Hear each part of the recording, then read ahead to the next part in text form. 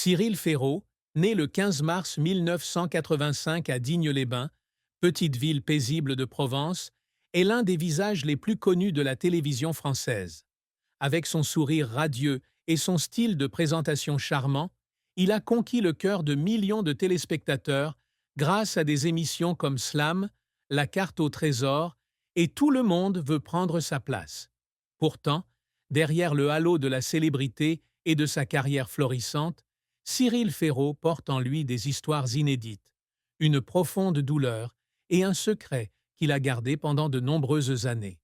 Sa vie est un voyage émotionnel, entre moments de bonheur éclatant et tristesse inoubliable, et une fin qui laisse ceux qui l'aiment le cœur brisé.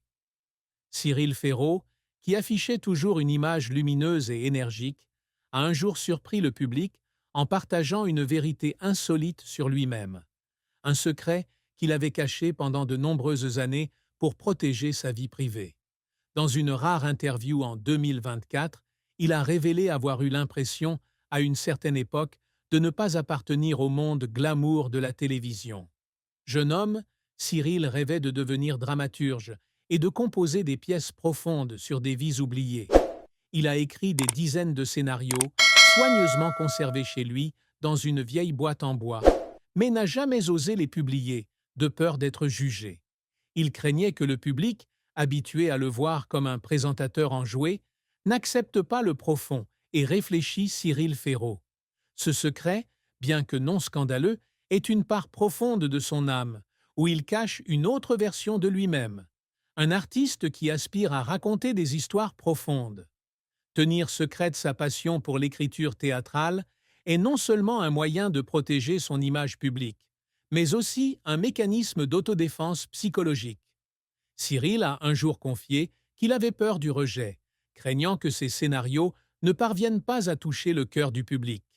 Les longues nuits, lorsque les lumières étaient éteintes, il restait seul dans son appartement d'Issy-les-Moulineaux, écrivant et rêvant du jour où il pourrait porter ses histoires sur scène.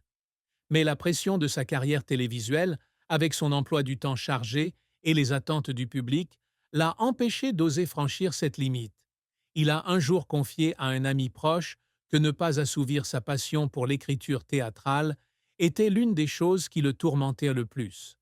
J'adore la télévision, mais il y a des soirs où je me demande si je suis vraiment moi-même, confie-t-il d'une voix basse et triste. Cette vérité insensée ne concerne pas seulement les scénarios inédits, mais aussi un Cyril Ferraud sensible et vulnérable, loin de l'image radieuse que le public voit souvent.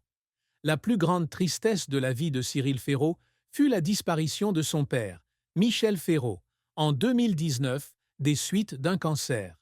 Michel a eu une profonde influence sur la vie de Cyril, non seulement en tant que père, mais aussi en tant qu'ami, qu'il a soutenu dès ses débuts à la télévision. Enfant, Cyril regardait des jeux télévisés avec son père, et c'est Michel qui l'a encouragé à soumettre son idée pour Fort Boyard à seulement 16 ans. La mort de son père a été un choc pour Cyril.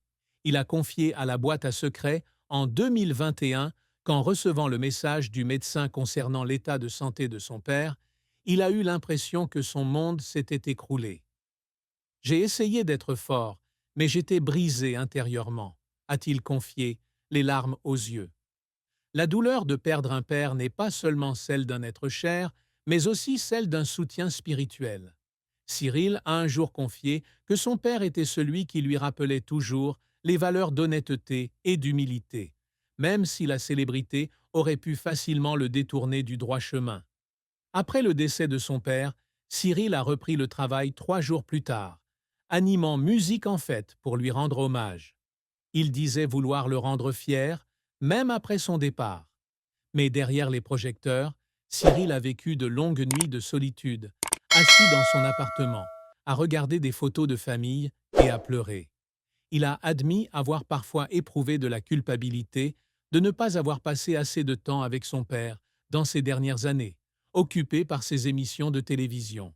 Ce deuil a transformé sa vision de la vie, lui permettant d'apprécier davantage les moments passés avec sa famille et ses proches. Dans les mois qui ont suivi la mort de son père, Cyril a sombré dans une légère dépression sans jamais l'avouer publiquement. Il a tenté de dissimuler sa tristesse avec son sourire et son enthousiasme caractéristiques à la télévision. Mais ses proches ont remarqué qu'il était devenu plus calme et moins bavard en privé. Il a commencé à tenir un journal intime pour faire face à son deuil, y consignant ses souvenirs,